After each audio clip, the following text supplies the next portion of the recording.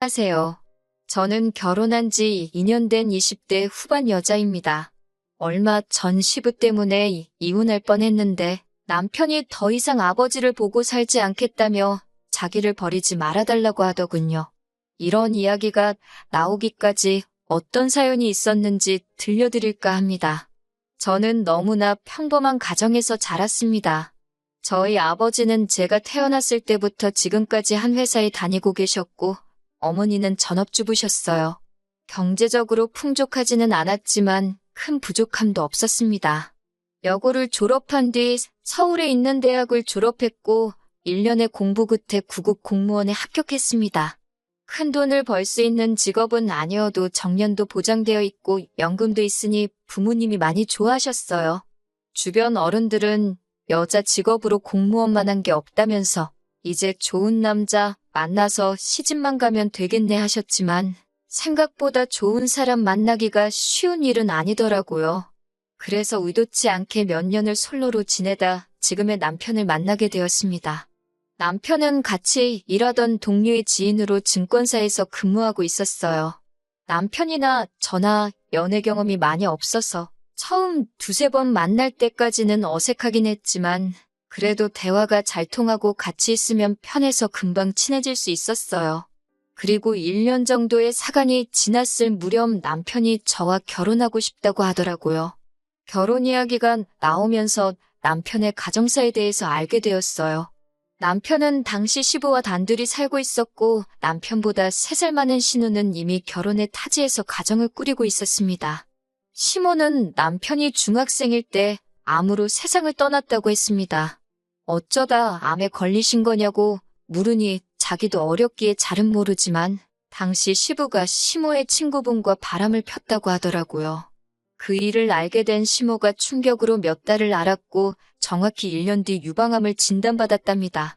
병세는 급속도로 악화되어 결국 오래 버티지 못하고 세상을 떠나셨다고 해요. 그래서 남편은 지금도 시부가 밉지만 늙은 시부를 차마 모른 척 할 수가 없어서 같이 살고 있다고요.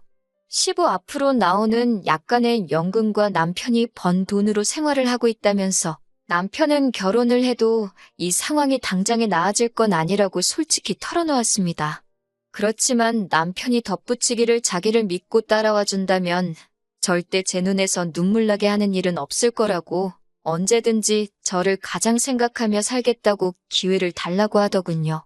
제가 이 이야기를 친한 친구들 몇몇에게 털어놓으니 반은 제 팔자 제가 꼬는 거라며 말렸고 반은 사랑한다면 한번 믿어보라고 하더군요. 결국 저는 남편을 믿어보기로 했습니다. 무엇보다 남편에게 제가 너무나 당연하게 누렸던 평범하고 따뜻한 가정의 행복을 느끼게 해주고 싶었거든요. 하지만 결혼을 해보니 시부는 상상 이상으로 어려운 분이셨습니다. 사실 결혼할 때 시부는 신우가 모시기로 했는데 갑자기 신우가 마음이 바뀐 건지 이런저런 핑계를 계속 대면서 모셔가길 미뤄서 어쩔 수 없이 저희와 같이 살게 되셨네요. 친정부모님은 제가 갑자기 시부를 모시고 살게 된 걸 걱정하시면서도 모르는 척하는 건 사람의 도리가 아니니 조금만 참고 견디라 하셨어요.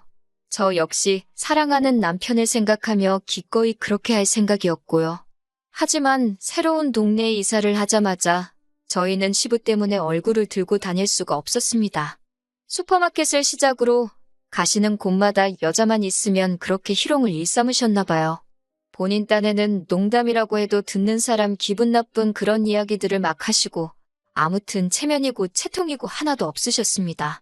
저희가 그러지 마시라고 하면 집안이 떠나가라 호통을 치시면서 자식놈들 다 필요 없다고 역정을 내시니 한 2달쯤 지났을 땐 동네에 저희 시부를 모르는 사람이 없는 지경이었어요. 하지만 무엇보다도 상황이 이렇게까지 최악으로 오게 된 건 시부가 다른 사람도 아니고 저희 이모를 희롱했기 때문입니다. 저희 이모는 현재 해외에 거주하고 계세요. 그러다 코로나 때문에 한국에 오지 못하고 계시다 마침내 얼마 전 가족들을 만나러 귀국하셨어요. 그리고 이모는 저랑도 정말 친했기 때문에 제가 어떻게 사는지 궁금하다시면서 저희 집에 오신 일이 있습니다. 평소라면 시부는 없을 시간이었는데 그날따라 시부가 몸이 안 좋다면 집에 계시는 바람에 저희 이모랑 마주치게 되셨어요. 솔직히 시부의 추태에 대해 저나 남편 둘 다 잘 알고 있었기에 걱정이 많았어요. 그런데 웬일인지 시부는 굉장히 신사답고 점잖게 저희 이모를 대하더군요. 그래서 속으로 이상하다 왜 저러시지 싶었는데 다 꿍꿍이가 있었던 거예요.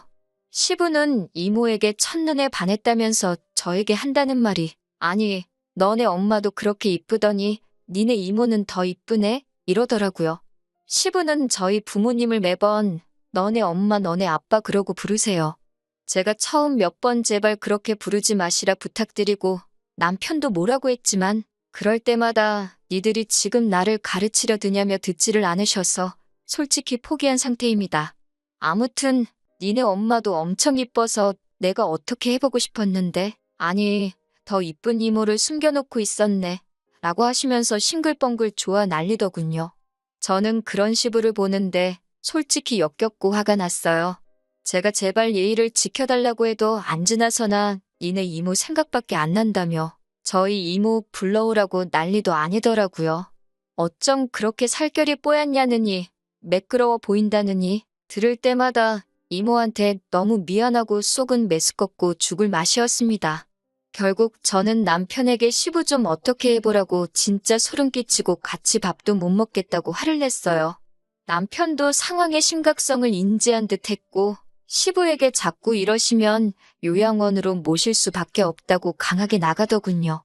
그러자 시부는 너 내가 네 엄마 죽었을 때 나온 사망보험금 다 가지고 있는 거 모르냐면서 돈 받고 싶으면 자기한테 잘하라고 남편을 협박하더라고요.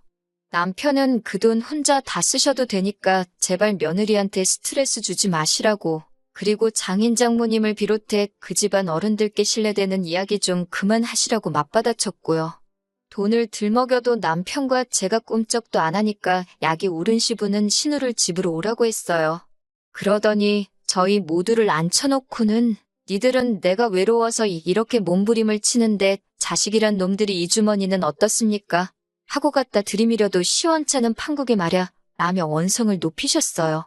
그러더니 저를 보면서 너는 며느리도 자식이라는데 내가 너네 이모를 이렇게 좋아하면 팍팍 밀어주지는 못하고 내가 네 이모를 잡아먹기라냐 어쩌냐며 적반하장으로 나오시더군요. 그러자 신우도 한술 더 떠서는 올케는 그러는 거 아니라며 외로운 늙은이들끼리 오순도순 살면 좋지. 그리고 가족끼리 더 끈끈해질 수도 있는 일인데 왜 그렇게 생각이 짧고 이기적이냐며 저한테 뭐라고 하더군요. 시부의 막무가내 성격을 완전히 신우가 빼다 닮았더라고요. 저는 며칠간의 고민 끝에 결국 남편에겐 내가 천련을 끊을 수 없고 하지만 도저히 시부랑은 같이 못 살겠다고 했어요. 남편은 착한 사람이라서 시부를 내쫓지 못할 거란 걸 알고 있었으니까요. 하지만 남편은 제 생각과는 다르게 자기는 아버지를 안 보고도 얼마든지 살 수 있다며 자기 잘못도 아닌 일로 헤어지지 말자고 저에게 애원을 하더라고요. 저도 남편을 너무나 사랑했기 때문에 그런 남편의 태도에 정말 고마웠어요. 남편은 그 길로 시부에게 달려가 만약에 시부와 저 사이에 한 사람을 골라야 한다면 그건 바로 저일 거라면서 이 집에서도 그만 나가달라고 했어요. 그 소식을 들은 신우는 한 걸음에 쫓아와서는 시부에게 아버지, 우리 집으로 가요. 내가 모실게요. 이러면서 저희에게는 너네는 진짜 못돼 처먹었다 라고 말하며 막말을 쏟아내고 갔지만 전 솔직히 남편에게 미안한 마음만 들었을 뿐 신우 말에는 아무런 타격도 입지 않았네요. 오히려 이번 기회를 통해서 정말 남편이 저를 위해서라면 뭐든지 포기할 수 있는 사람이라는 믿음과 확신이 생겼달까요? 그 이후로 남편과 저는 전에 없이 화목하고 다정한 하루를 보내고 있습니다. 그런데 듣기로는 시부가 정말로 돌아가신 시모의 사망보험금을 가지고 있던 게 아니라고 하더군요.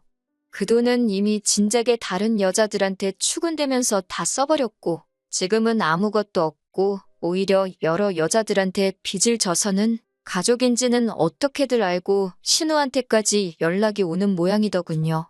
신우는 저희 남편에게 연락해서 같은 자식인데 왜 자기만 모셔야 하냐며 몇 번이고 눈물을 보이기도 하고 화를 내기도 했지만 남편한테 더 이상 그런 게 먹힐 리 없었죠. 결국 신우도 시부가 개털인 걸 알고 포기해버리고 양로원에 보냈다고 하더군요. 아버님을 모시기로 했다가 마음을 바꿨던 이유는 하나였습니다. 어머님이 돌아가시고 받았다는 그 사망보험금이 진짜인 줄 알았던 겁니다. 아버님을 한번 저버렸던 신우가 이제 와서 시부 편을 들며 우리한테 한 소리 한 것도 다 이유가 있는 행동이었던 거예요. 혹시나 늦게나마라도 시부 편 들며 효녀인 척 한다면 콩고물이라도 떨어질 거라고 생각했나 봅니다. 거짓말한 아버님이 양로원으로 내몰린 건 시부가 자초한 일이니 어쩔 수 없다는 생각이 들지만 어머님 사망보험금 노리고 효녀인 척 연기를 하며 우리에게 막말을 퍼붓던 신우 또한 시부가 동네방네 빌린 돈 때문에 오는 독촉 전화에 아주 골머리를 썩고 있는 것 같더라고요. 뿌린 대로 거둔다는 말이 괜히 있는 말이 아닌 것 같아요. 아무튼 그 소식을 들으니 며느리 된 도리로 두 사람에게 마음이 좋지만은 않았지만 아버님을 제가 모실 일도 없고 빌려간 돈을 제가 갚을 수도 없고 가만히 있는 것 말고는 더는 제가 해드릴 수 있는 게 없었습니다. 지금도 가끔 남편을 보면 미안한 마음이 들기는 해요. 그래도 어쨌든 제 남편을 세상에 존재하게 해주신 분이니깐요. 그렇지만 결심했습니다. 그런 고민으로 시간을 보낼 바엔 남편을 조금 더 사랑해주자고요. 들어주셔서 감사합니다.